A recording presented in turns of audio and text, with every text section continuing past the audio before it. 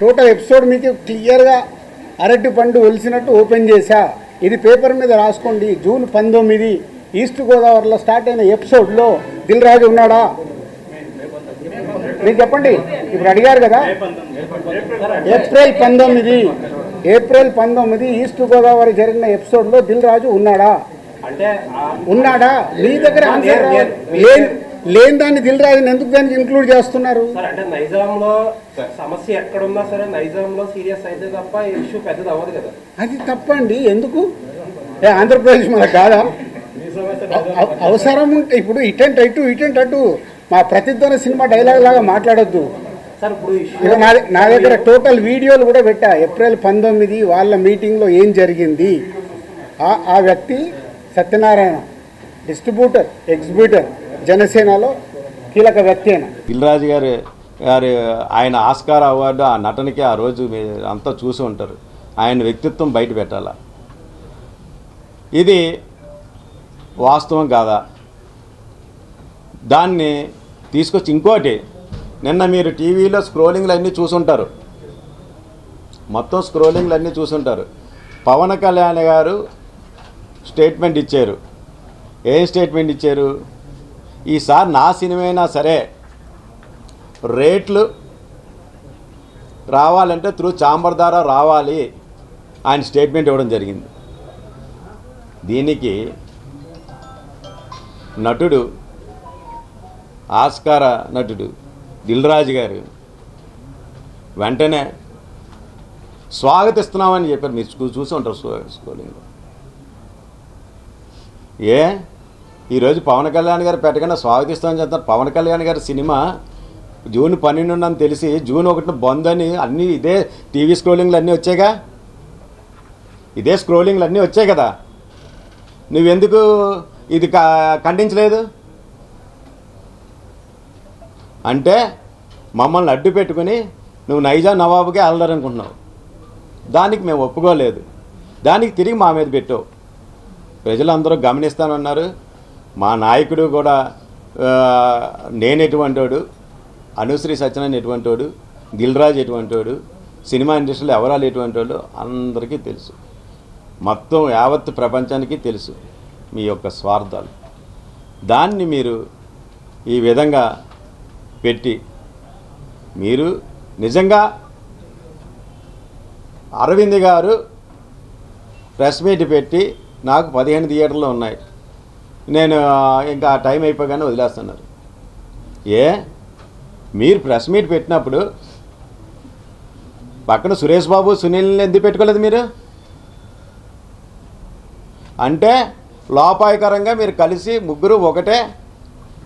కానీ ప్రెస్ మీట్లో మాత్రం నేను ఒక్కటే నాకు ఇన్ని థియేటర్లు ఉన్నాయంటే అంత పిచ్చోలా మీరు.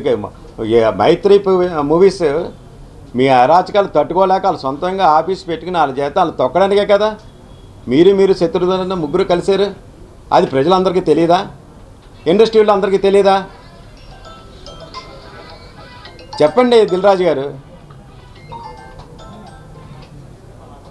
మీరు చేస్తున్నది మీకు ఏదో మేధ అపరమేధమని ఆయన చెప్పడం. దిల్ రాజు డ్రీమ్స్ అంట. ఇదేనా మీ డ్రీమ్? దిల్ రాజు డ్రీమ్స్ అంటే నైజాం నవాబుగా మొత్తం ఎవరిని రాకుండా మీరు తొక్కేసి నైజాం మా వంకని మొత్తం అంతా రాష్ట్రం మొత్తం వేలేద్దారన్న. అదేనా దిల్ రాజు డ్రీమ్ అంటే? మళ్ళీ ఆయన అంతా ఈ స్టేజ్లో ఉన్నాడంట. ఈ స్టేజ్లో ఉన్నవి నువ్వు ఎగ్జిబిటర్ సెక్టారు, ఆంధ్రాకి సంబంధించిన ఎగ్జిబిటర్ సెక్టారు రామ్ ప్రసాద్ గారు చైర్మన్ గారికి ఆయన మీరు సురేష్ బాబు గారు ఒత్తిడి చేసి ఛాంబర్లో లెటర్ పెట్టించారా లేదా? ఎందుకు అది? ఇది నిజం కాదా? అది కూడా 18వ తారీఖు 18వ తారీఖు ఆ లెటర్లు కూడా ఉన్నాయి. ఇదిగో అది ఆయన చెప్పడం కూడా జరిగింది.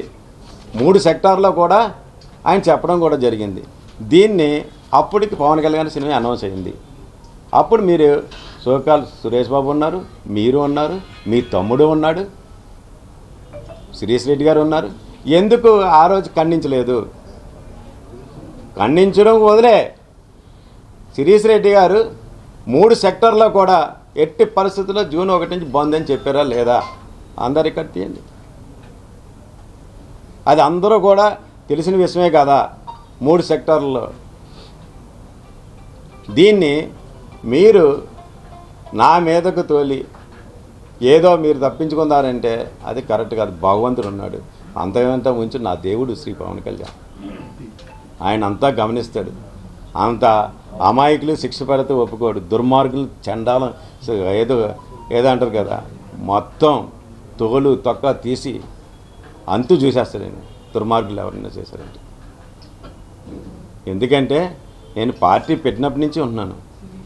పార్టీ పెట్టినప్పటి నుంచి నేను పవన్ కళ్యాణ్ గారి పార్టీ సిద్ధాంతాలు కానీ అది కానీ నేను ఎప్పుడూ అవాయిడ్ చేయలేదు. నాకు నిజంగా చాలా బాధాకరమైన విషయం, నా వ్యాపారాలు మానుకొని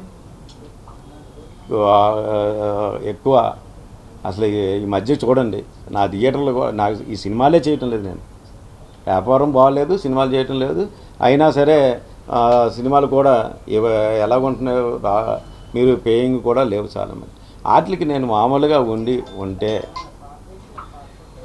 మీరు నేనేదో మా పవన్ కళ్యాణ్ గారి భక్తుడిగా నేను ఆయన చేసి కార్యక్రమాలు అన్నీ కూడా సిద్ధాంతాలు కానీ జనాల్లో తీసుకెళ్ళి అన్నీ నేను నా అంతటా నేను మా జన సైనికులు వీర మహిళలు వీళ్ళందరూ సహాయ సహకారంతో నేను వెళుతుంటే నన్ను నా రాజకీయ భవిష్యత్తు మీద మీరు ఈ విధంగా మీ జనసేన నేత అని పేరు చెప్పి మీరు ఈ విధంగా నన్ను బ్లేమ్ చేయడం ఎంతవరకు సమంజసం?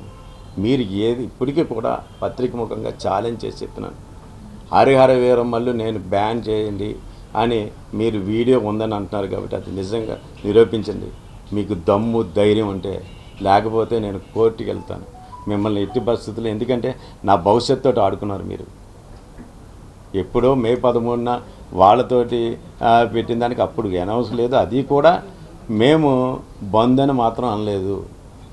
వర్కౌట్ కాకపోతే మూసేస్తామని చెప్పాం కానీ అసలు బంద్ అని మాత్రం కాలేదు. కాలితే చూడండి జిల్లాలో ఇప్పుడు ఎన్ని థియేటర్లు ఉన్నాయి, ఎన్ని థియేటర్లు క్లోజ్ చేసి ఉన్నాయి ఒకసారి చూడండి. మన అందరూ ఆఫీసర్లు కూడా వెళ్ళారు, అన్ని థియేటర్లు చేస్తారు, ఎన్ని థియేటర్లు మూస్తున్నాయో వాళ్ళు చూశారు. ఇది ఎగ్జిబిటర్ల పరిస్థితి. దానికోసం అన్నాం కానీ మీరు అసలు పవన్ కళ్యాణ్ గారి సినిమాని ఆపే దమ్ము ధైర్యం ఎవరికి ఉంటుందండి? సోల్జర్స్ జన సైనికులు అంటే ఎవడు అడ్డొచ్చినా సరే ఒప్పుకోరు. అటువంటిది మీరు ఈ విధంగా చేయడం ఎంతవరకు కరెక్ట్?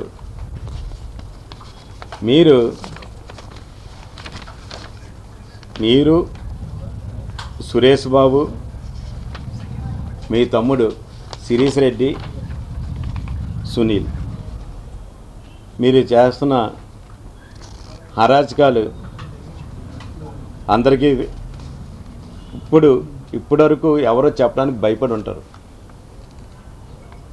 నాకు మా నాయకుడు చెప్పింది ఒకటే, నిజం నిర్భయంగా చెప్పు, భయపడకు, ఉన్నది ఉన్నట్టు చెప్పండి. ఎవరు ఇదేనే ఈ సబ్జెక్ట్ అనే కాదు, ఏదైనా సరే మాకు నీతి నిజాయితీ నేర్పించింది మా నాయకుడు.